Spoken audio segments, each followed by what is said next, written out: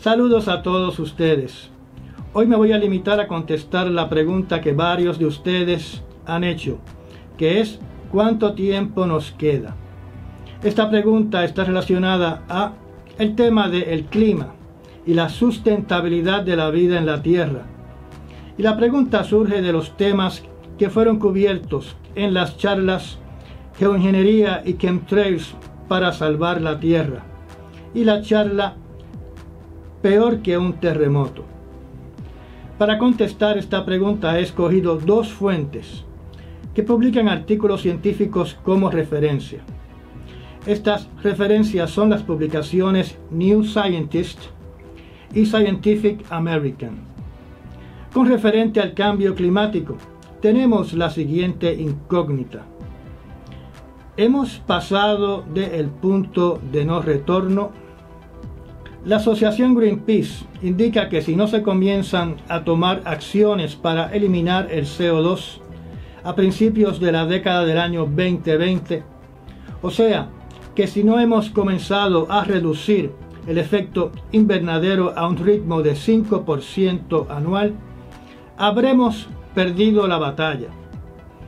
Esto se puede interpretar como que estamos en estos momentos en la frontera o al borde del abismo del punto de no retorno, donde los sistemas ecológicos que nos mantienen vivos comenzarán a colapsar. Por otro lado, científicos del clima, basado en los datos de la NOAA, que calculan que la concentración de CO2 actual es 398 partes por millón, dicen que el punto de no retorno es cuando el CO2 llegue a 450 partes por millón. Y si el ritmo en que está subiendo no acelera, el punto de no retorno es en el año 2042. Eso puede explicar por qué cada gobierno le deja el problema al próximo gobierno y no resuelve nada. Que resuelvan los que van a estar vivos en la década del año 2040. Naturalmente, con las decisiones que está tomando el actual presidente Donald Trump de fomentar el uso del carbón limpio, como él dice, que es algo que no existe, el fomentar el uso de otras fuentes de energías fósiles que producen también gases del efecto invernadero, y la desregulación de emisiones de gases y contaminación. Tal vez, debido a estas decisiones, estamos hablando de que el punto de no retorno se haya acercado más al presente, a la década del 2030.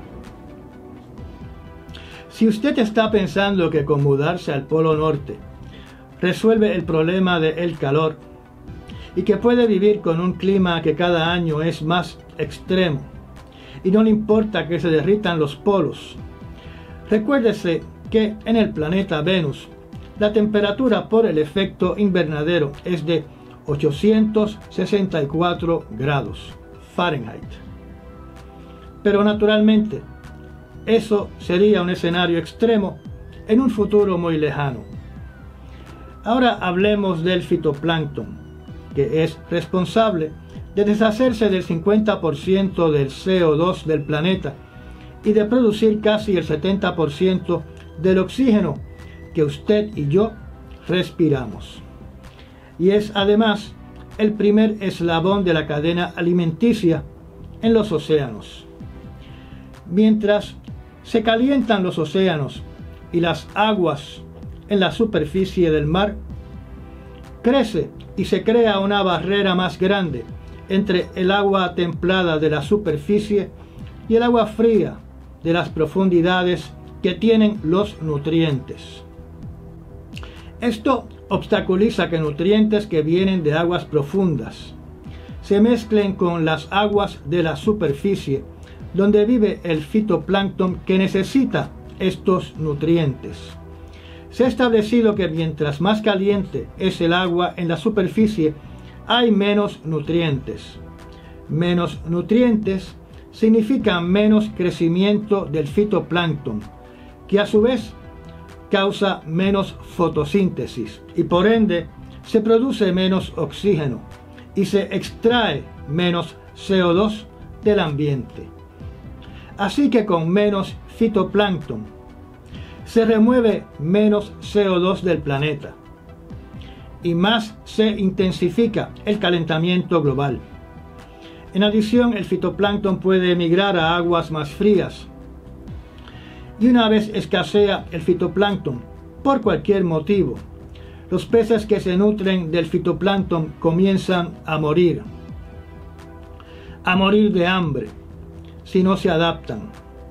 Y así sucesivamente se afecta toda la red alimenticia que depende de estos organismos. O sea, sin fitoplancton no hay peces. Sin peces, los océanos mueren.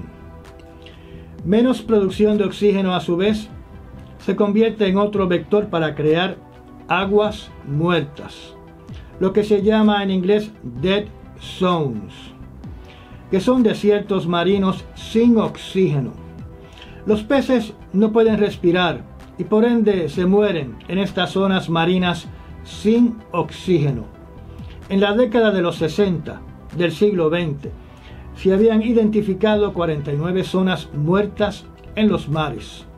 Hoy hay sobre 400 zonas muertas en los cuerpos de agua que rodean el planeta Tierra, producto de diferentes factores que incluyen la contaminación desmedida del Homo sapiens sapiens.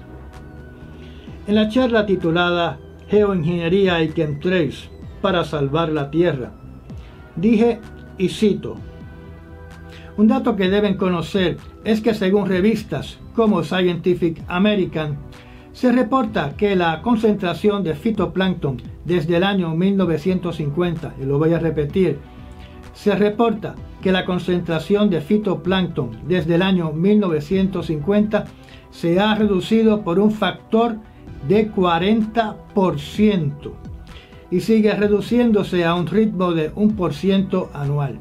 Se proyecta que para el año 2048 los mares habrán muerto porque el fitoplancton habrá dejado de existir.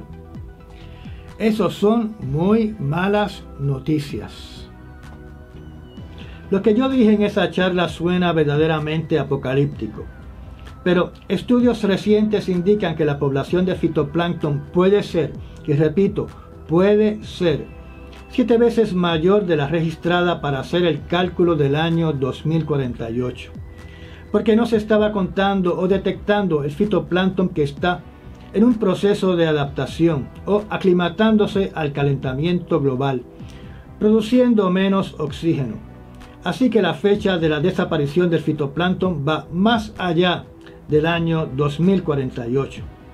Los científicos, según este artículo del portal New Scientist, indican que no pueden indicar cuál va a ser la población de fitoplancton en 100 años, porque la interacción de todos los parámetros envueltos son muy complejos.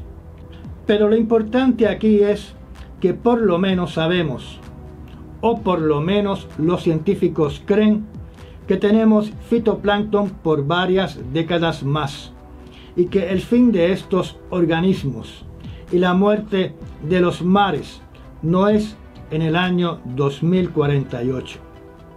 Así que lo que afecta más en estos momentos, en este presente, ahora, lo que se debe atacar de inmediato es el CO2, porque posiciona el punto de no retorno, el principio del fin de la era del hombre, y lo voy a repetir, el principio del fin de la era del hombre entre el año 2020 y el año 2042. No podemos reducir o disminuir los procesos naturales de la Tierra que producen gases del efecto invernadero, pero sí podemos, cada uno de nosotros, disminuir los gases del efecto invernadero producto de nuestra propia actividad sobre la Tierra. El gran problema es Estados Unidos. Con su nuevo presidente, ha decidido ignorar las advertencias e incentivar y apoyar las industrias que generan productos que acentúan y aceleran el efecto invernadero. Ya llegamos al final de esta charla.